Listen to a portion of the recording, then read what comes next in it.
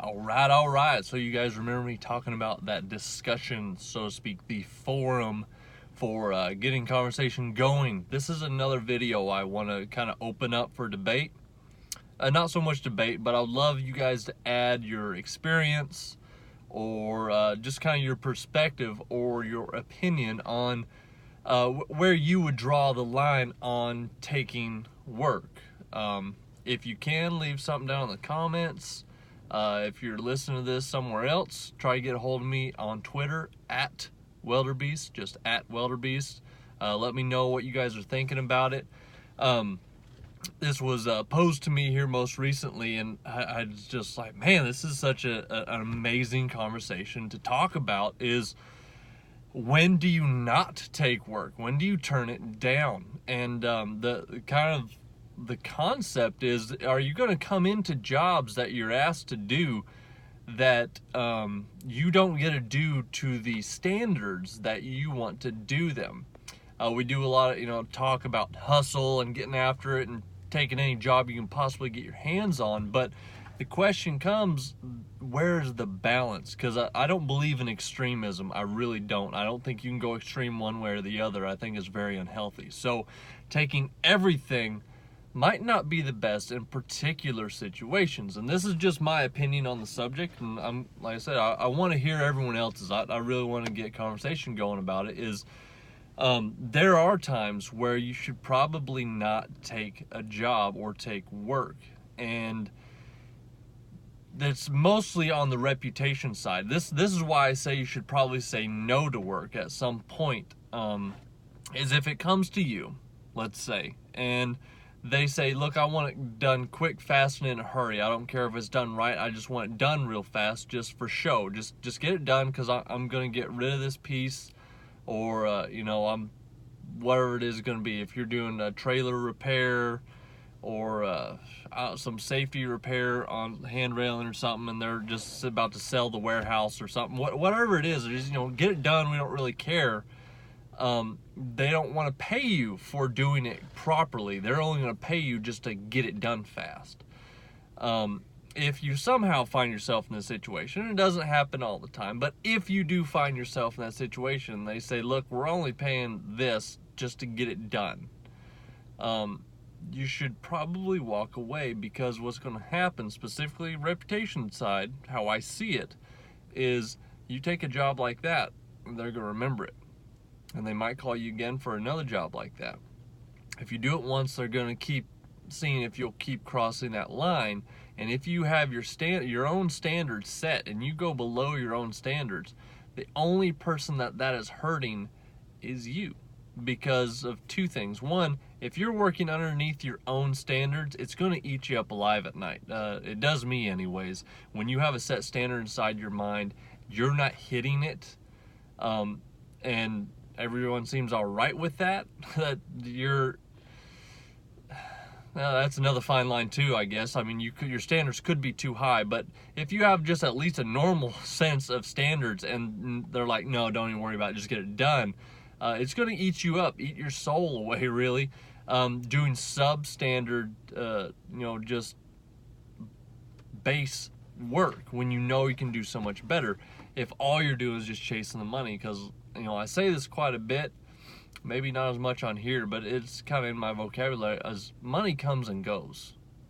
What sticks with you is your name. Your name's the only thing that you get anywhere you go in this world. The only thing that you take with you is your name, your reputation. So you're either going to build a good reputation or a bad reputation, and not even a bad reputation, because what that would be is, that would be a good reputation, but probably not the reputation you want.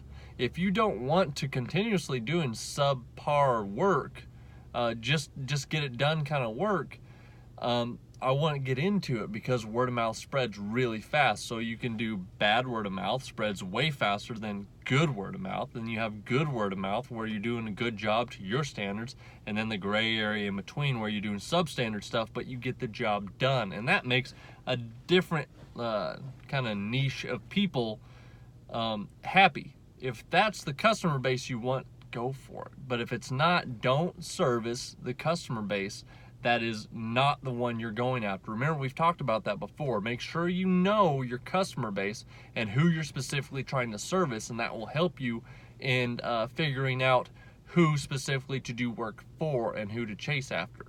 If your customer and clientele base is not, or what you desire for them to be is not the get it fast, get it done fast, I don't care what it is kind of clientele, if they're not the people you're going after, do not do work for them.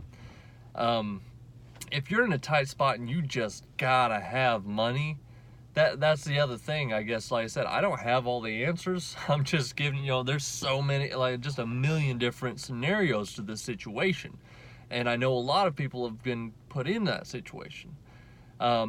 It's easier for me right now to say to walk away and don't let your reputation get drugged down, but I'm not in such a bad way that I'm about to lose my house and, just about to lose everything, and I'm willing to take anything. So it's a very precarious situation. Don't let yourself get in those situations if at all possible. You can't control anything in life or business, it seems. So do your best.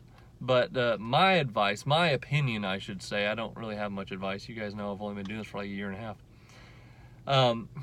Is try avoiding that if you're trying to get a good reputation for yourself. Try avoid doing those jobs and spend the time you would have been doing those jobs tracking down better quality work. And it will pay off in the long run, I believe, versus taking jobs like that will pay off in the short run because you got money now. But if you can play the long game, reputation, and just helping yourself sleep better at night, really, I would advise learning when to say no for yourself. Know where that line is. Spend some time thinking about it. You might not have thought about it up till now, and I hope this conversation just kind of inspires that thought. Is just think about it a little bit. Where will you draw that line? Where will you say no? And once you've decided that, write it down somewhere, put it in a journal, wherever you want. And anytime a job comes up and you're questioning if you should take it or not, reference back to what you wrote down. And if it crosses that line, do not do it. And hold yourself to your own standard. I know it's more kind of harder said than done, especially when life's being hit at you and business is chaotic and just in turmoil. It seems sometimes when you get everything figured out, that's about the time everything kind of goes crazy and you're like, man, I don't know what I'm doing anymore. It's doubly so when you're a welder. You guys know that. You have those days with welding and you have those days with business. So you're already halfway there. If you're a welder, you're literally halfway to owning your own business because you go through the same stuff as owning a business with welding. Some days you got it. Some days you're like, man, I must have forgot how to do this. So I hope you guys enjoyed today's subject. I hope you're having a great day. Remember, go ahead and throw something down in the comments. An opinion, a thought, just anything, or a subject that you want to talk about or kind of get debate going. I would love some more subjects. Throw those out. If you don't have a place and you're hearing this and you don't have a place to throw it in comments, reach out to me on Twitter at Welderbeast. I would love to hear and kind of get some feedback going on there. And yeah, guys, let's just get this as a video form. I think there's so much more experience out there than just me. And I want everyone to benefit from it. And I hope to kind of be the focal point for everyone, experience and non, to be able to come and find good, solid advice. That's just my whole goal here with Welderbeast. So I hope you guys have a great day. As always, I'll talk to you later.